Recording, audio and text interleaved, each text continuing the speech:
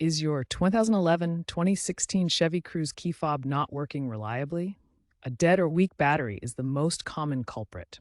Replacing it yourself is easy, saves money, and takes just a few minutes. This video will guide you through the process step by step. The Chevy Cruze key fob remote control uses a replaceable battery to power its functions, such as locking, unlocking doors, and activating the panic alarm.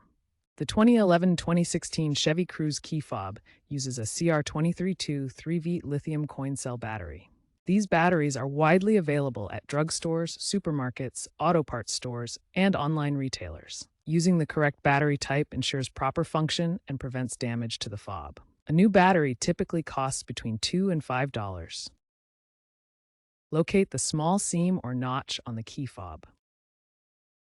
Gently insert the flathead screwdriver or plastic opening tool into the seam. Carefully pry the fob open. Avoid using excessive force, as this can damage the plastic clips holding the case together. Work your way around the seam until the fob separates into two halves. Once the fob is open, you'll see the CR232 battery. Note the polarity with the positive side up. Use your fingernail or the screwdriver to gently pry the old battery out of its holder.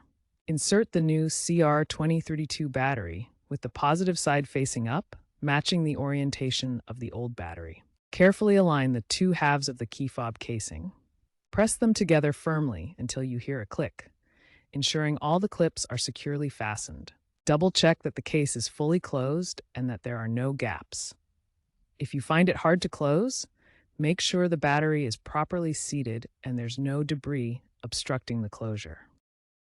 After reassembly, test the key fob by pressing the lock button.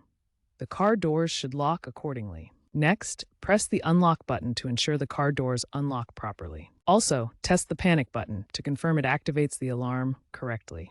If the key fob still doesn't work after testing, double-check that the battery is installed with correct polarity and that it's a new battery with sufficient charge. If your Chevy Cruze key fob still doesn't function after replacing the battery, the problem might be more complex.